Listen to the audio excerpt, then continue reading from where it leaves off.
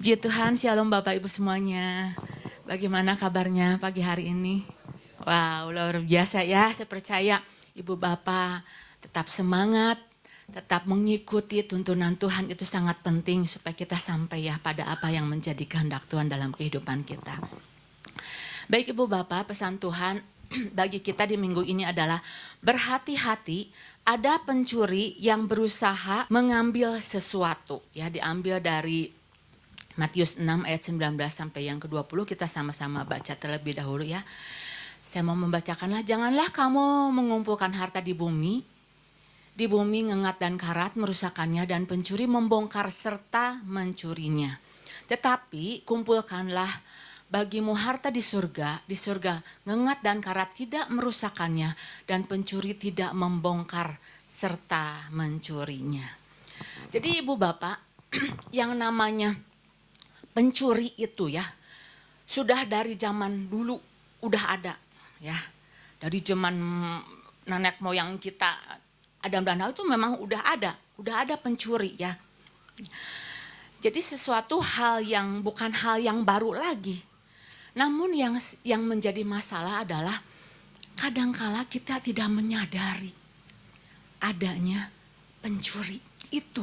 Nah, itu yang seringkali yang menjadi masalah, kita gak menyadari. Bahkan terkadang kita punya pemikiran gini, kalau yang namanya pencuri itu dia harus dalam sosok atau wujud yang mencurigakan, yang menakutkan, yang matanya mungkin melarak ke kanan ke kiri. Nah, tidak selalu bentuknya itu, wujudnya itu seperti orang yang menakutkan atau wujud yang menakutkan. Jadi terkadang kita enggak pernah menaruh curiga. Semuanya aman-aman. Semuanya juga baik-baik aja gitu. Tapi jangan salah, firman Tuhan mengatakan apa yang mengatakan bahwa yang jahat bisa menyamar seperti malaikat terang. Artinya tidak semua yang tampak baik itu benar-benar bisa membawa pada kebaikan. Tidak. Mungkin sosoknya bisa sopan, sosoknya bisa alim, dan kita tidak pernah menaruh curiga. Pernah satu kali Ibu Bapak ketika anak saya sedang kuliah, ini baru masuk kuliah, kehilangan. Padahal itu prosesnya itu sedang belajar mengajar sedang berlangsung. Jadi anak saya pada waktu itu hilang laptopnya hilang pada waktu pembelajaran sedang berlangsung. Jadi bukan dalam kondisi dalam keadaan yang gelap, di jalanan yang menakutkan, bukan dalam keadaan yang sepi gitu. Enggak Ibu Bapak, tapi dalam keadaan yang harusnya rasanya itu aman, tetapi laptopnya bisa hilang. Anak saya cuman ketika dosennya udah ngajar gitu, dia cuman udah tutup, masukin ke dalam tas, dia taruh hanya sebentar aja gitu ya di pinggiran kursinya. Dia nggak pernah berpikir semuanya juga lagi konsentrasi ngikutin dosennya gitu ya. Tetapi Ibu Bapak, dia menyadari kehilangannya itu pada waktu dia mau pulang. Waduh, ini laptop saya kemana? Mana laptop saya? Kiri kanan udah nggak ada gitu, nggak tahu kemana. Dia pikir hanya sebentar aja deh, cuman sesaat aja taruh laptopnya di bawah. Nah itu Ibu Bapak, jadi artinya jangan sampai kita berpikir hanya sesaat aja deh, hanya sebentar aja deh keluar dari hadirat Tuhan, keluar dari rencana Tuhan. Dan yang mengejutkan Ibu Bapak adalah, yang mengejutkan yang mengambil laptop tersebut adalah orang yang disangkanya itu baik, yang sikapnya manis, yang sikapnya sopan. Waktu itu anak saya cuma bilang, sesaat aja, simpen di pinggiran itu, di pinggiran kursinya. Oh Ibu Bapak, yang namanya pencuri itu tidak ada yang namanya sesaat. Tidak ada yang namanya satu kali aja nyobain. Enggak ada Ibu Bapak. Begitu dia ada peluang, begitu dia melihat ada kesempatan, langsung apa yang berharga itu diambil. Itu Ibu Bapak. Nah itu satu kali. Kemudian yang kedua, saya pernah kehilangan yang namanya cincin nikah, cincin perkawinan pada waktu itu. Cincin ditaruh di kamar, hilangnya itu bukan sama orang-orang yang jauh. Orang yang saya nggak nyangka. Cincin yang sepertinya itu saya anggap itu berharga, cincin emas. Yang punya 1.000.000 kenangan lah kayak gitu. Tetapi bisa hilang. Sekarang hanya sebatas kenangan saja karena nggak bisa lagi untuk mendapatkannya. Nah dari sini ibu bapak kita mau belajar. Entahkah itu laptop, entahkah itu cincin yang bernilai gitu ya. Ingat, iblis itu selalu, ya pencuri itu selalu berusaha untuk mengambil barang-barang yang bernilai. Barang-barang yang punya harga. Coba taruhlah sepatu butut, mana mau enggak? Pencuri enggak akan mau. Sendal capit yang butut, enggak akan mau. Enggak akan mau, dia mikir-mikir dulu ngapain susah payah ngambilin sesuatu yang butut. Sesuatu yang gak ada nilainya. Nah kita mau disadarkan ibu bapak, kita mau diingatkan, kita itu lebih nilainya dari laptop, lebih nilainya itu dari cincin emas. Kalau laptop saya bisa beli lagi, kalau cincin emas yang mungkin bisa bikin lagi. Tetapi karena kita bernilai, justru karena kita bernilai itu, iblis berusaha untuk mengincar, mengambil seluruh kehidupan kita. Jadi kita harus mewaspadai. Ada pencuri yang berusaha untuk mengambil, bahkan merusak, bahkan membongkar kehidupan kita. Supaya apa? Supaya kita sebagai orang-orang yang bernilai, orang-orang penting yang melakukan tugas kerajaan surga, ada panggilan dari surga sebagai duta-duta kerajaan surga. Iblis akan selalu mengincar. Di mana nih letak kelemahannya? Di mana nih saya bisa masuk untuk mengambil kehidupan dari orang percaya?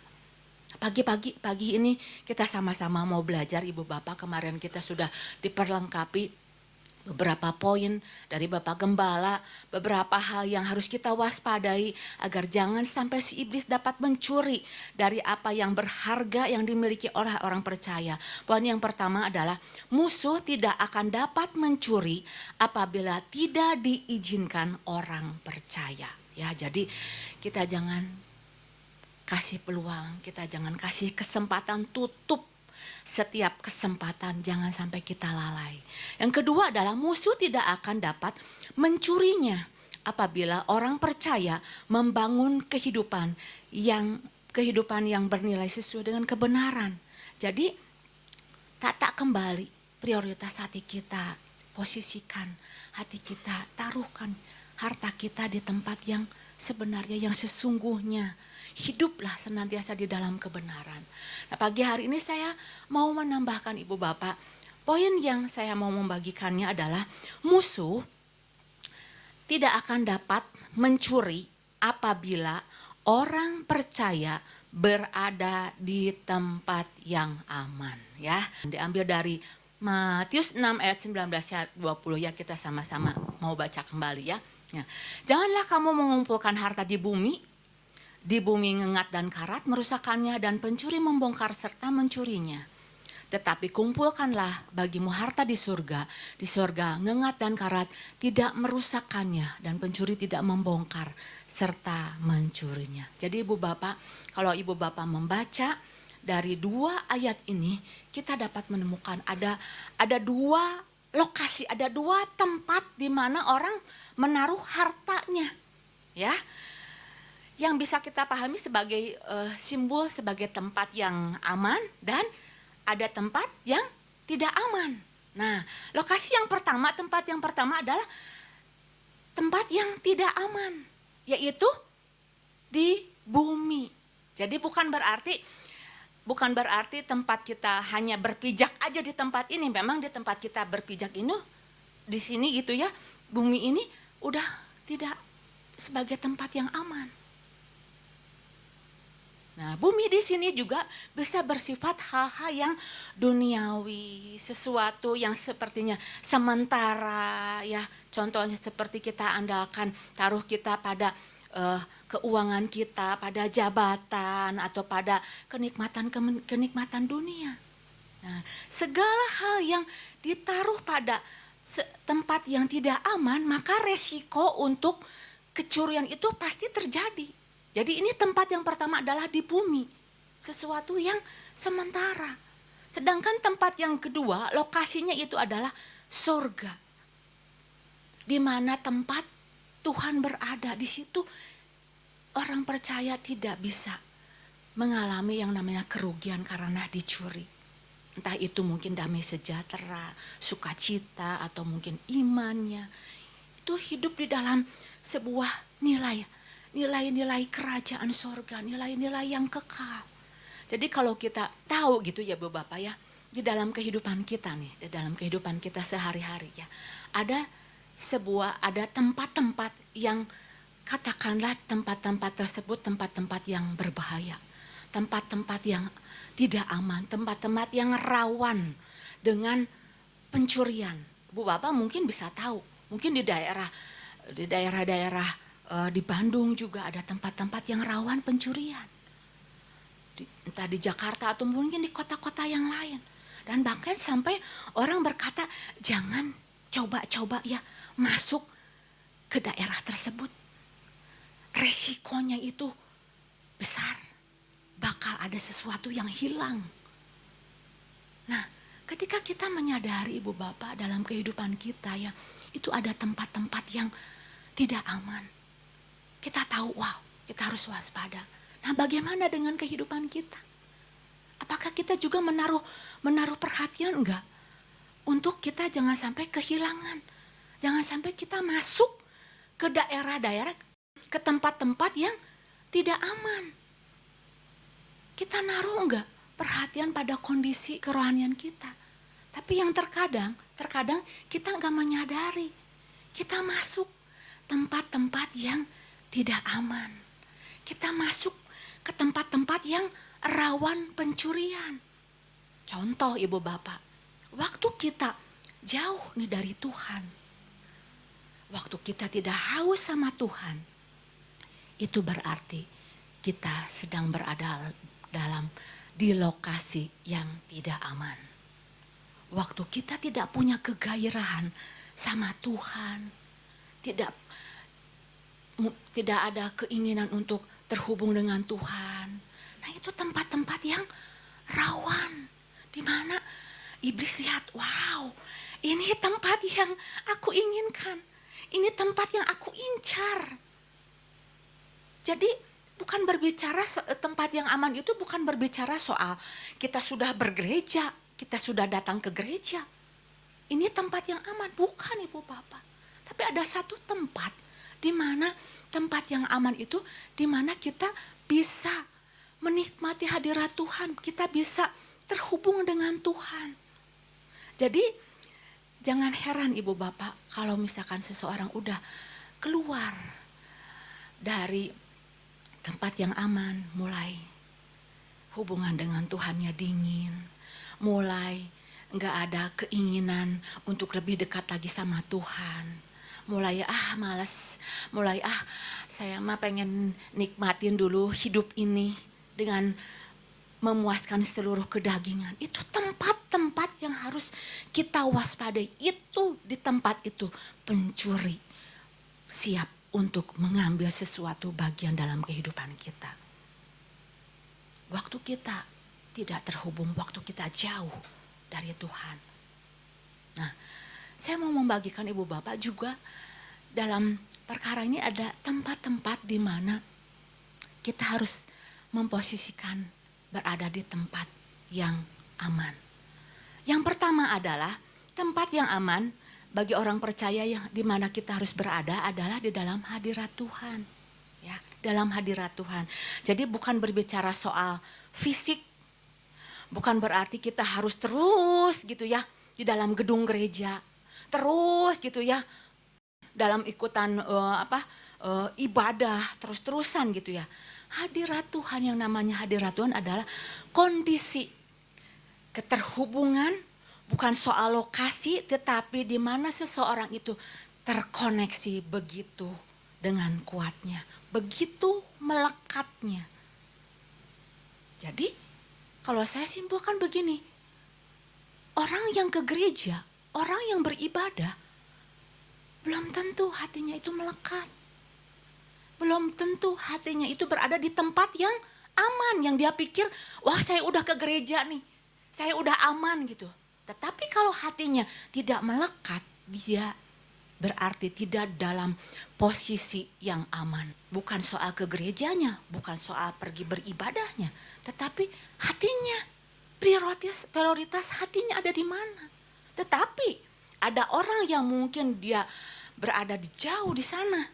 Mungkin dia sedang sibuk bekerja, mungkin dia sedang dalam pergumulan, mungkin dia sedang dalam tekanan.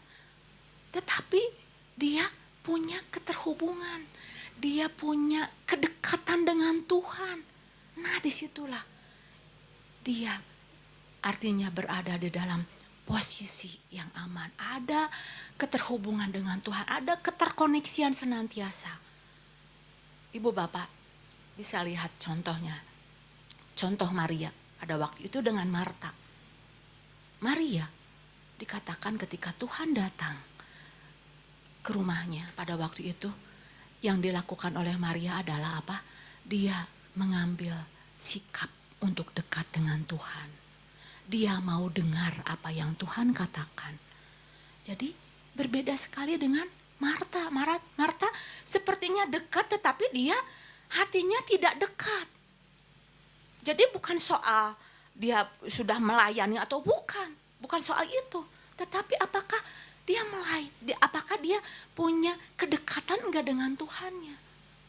Maria dikatakan di dalam Lukas 10 ayat 38 sampai 42 dikatakan apa? Tetapi hanya satu saja yang perlu. Maria telah memilih bagian yang terbaik yang tidak akan diambil daripadanya. Nah di sini, jadi Maria memilih yang terbaik, yang tidak dapat dicuri, yang tidak dapat diambil, yaitu apa? Sebuah kedekatan, sebuah keterhubungan dengan Tuhan. Nah, jadi tempat yang aman yang pertama adalah hadirat Tuhan. Amin. Ya, tempat kita bisa terkoneksi dengan Tuhan. Tempat aman yang kedua, Ibu Bapak, tempat aman yang kedua yang harus kita sadari dan Tuhan sudah menyediakannya dalam kehidupan kita. Apa Ibu Bapak itu? Keluarga kita Ibu Bapak. Itu harus menjadi tempat yang paling aman Ibu Bapak. Bukan tempat, bukan yang lain, bukan.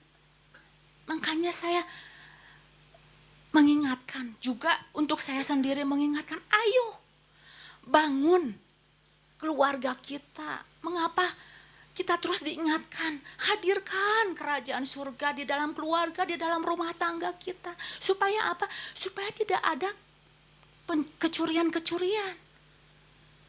Ada keluarga-keluarga yang anaknya dicuri Ibu Bapak. Dicuri bukan secara fisik tetapi hatinya, pikirannya udah dicuri. Udah mulai didoktrin oleh nilai-nilai dunia. Ayo bangun, hadirkan terus. Ada ibu, ada bapak, ada anak. Itu harus menjadi satu tempat yang aman di mana kita bisa saling mengungkapkan isi hati kita. Kita bisa berekspresi dengan bebasnya tanpa ada rasa takut.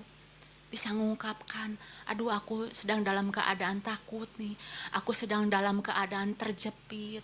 Bisa mengungkapkan ekspresi diri kita. Itu tempat yang aslinya itu adalah di dalam rumah tangga kita.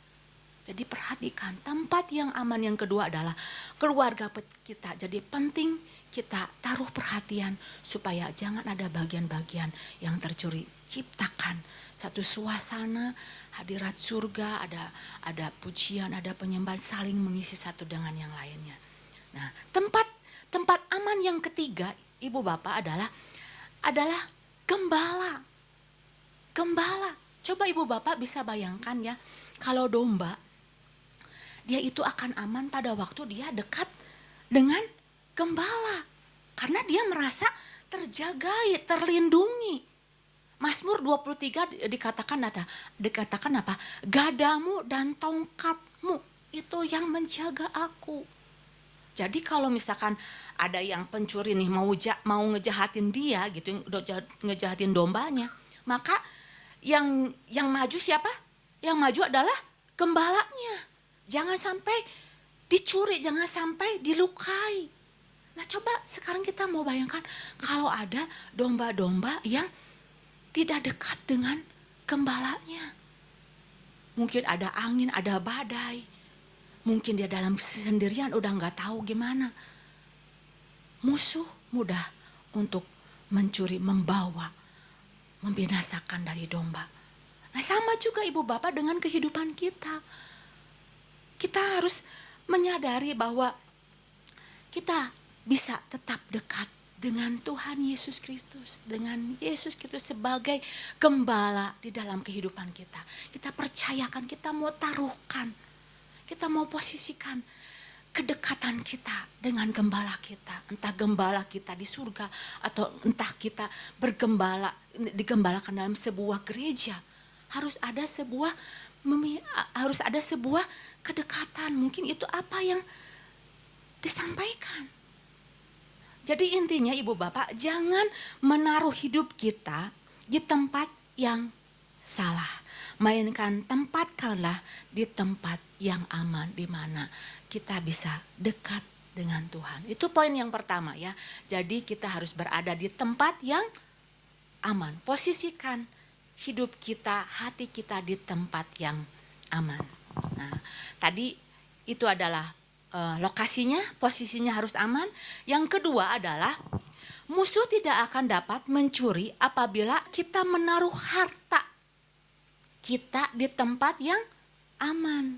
Jadi tadi posisinya, sekarang kita harus taruh nih harta kita di tempat yang aman. Kenapa ibu bapak? Karena iblis itu hanya bisa mencuri kalau harta itu ditaruh di tempat yang sembarangan. Iblis itu hanya bisa mencuri, bukan di tempat yang aman.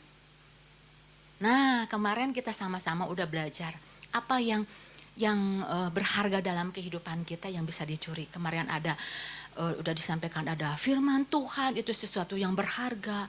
Ada sukacita, sesuatu yang punya nilai yang berharga. Mungkin juga itu identitas diri kita, itu sesuatu yang berharga. Bagaimana dengan hati kita? Apakah hati kita berharga enggak? Makanya di dalam Amsal 4 ayat ke-24 dikatakan, jagalah hatimu dengan segala kewaspadaan. Itu artinya hidup kita, hati kita itu punya nilai berharga. Hati kita itu gudang tempat penyimpanan hal-hal yang bernilai. Kalau itu diisinya sesuatu yang bernilai.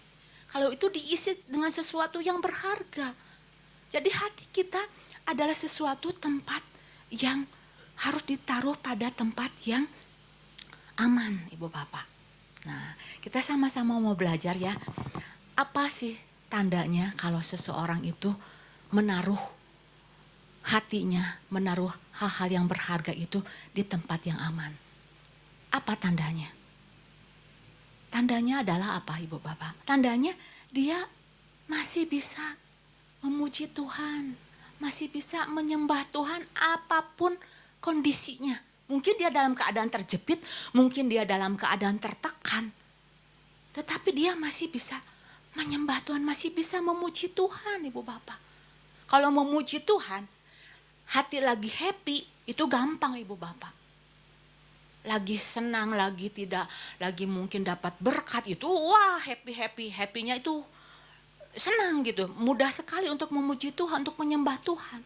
Tapi bagaimana kalau kita sedang dalam keadaan masalahnya itu berat? Aduh, sudah tidak tahu bagaimana jalannya. Tapi pada saat seseorang dia bisa masuk dalam hadirat Tuhan, menyembah Tuhan. Nah, kita bisa lihat di sini, kita bisa lihat hatinya benar-benar ditaruh di tempat yang aman, di mana bisa dia terhubung dengan Tuhan, di mana dia bisa terkoneksi dengan Tuhan. Walaupun mungkin penyelesaian masalahnya itu belum terlihat. Nah, apalagi ibu bapak kalau misalkan kita misalkan gini ya, nggak mudahnya itu gini. Kalau misalkan kita lagi disakiti, kita lagi dikecewakan, mungkin kita ada permasalahan, pergumulan gitu. Itu nggak mudah ibu bapak. Tidak mudah untuk memuji Tuhan, hati lagi kesel, lagi mangkel, lagi disakitin. Terus harus masuk, itu butuh perjuangan. Karena emosi kita tuh sedang meledak-ledak di sini. Apalagi untuk hal-hal yang menguras tenaga kita, menguras pengurapan kita. Nah, disitulah kita harus mewaspadai ibu bapak. Energi lagi kekuras, lagi kita dalam kondisi, dalam keadaan lemah. Kita harus menyadari, justru di tempat inilah iblis bisa melihat. Ya, di tempat dia sedang dalam keadaan lemah, di tempat dia dalam keadaan sedang sakit hati, itu tempat yang paling enak untuk iblis mengambil keuntungan, untuk iblis mengambil, mencuri sesuatu dalam kehidupan kita. Karena dalam kondisi lemah, dalam kondisi tidak berdaya.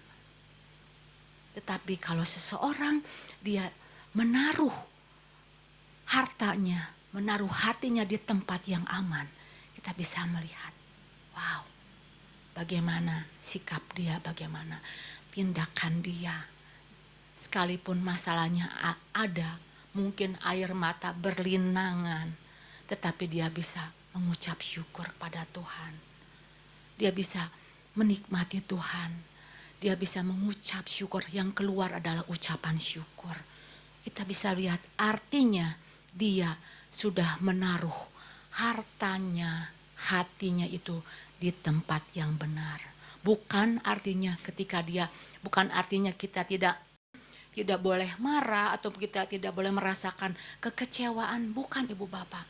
Tetapi taruhlah, posisikanlah harta kita yang berharga di tempat di mana Tuhan berada. Justru di sanalah kita bisa mendapatkan kekuatan yang baru.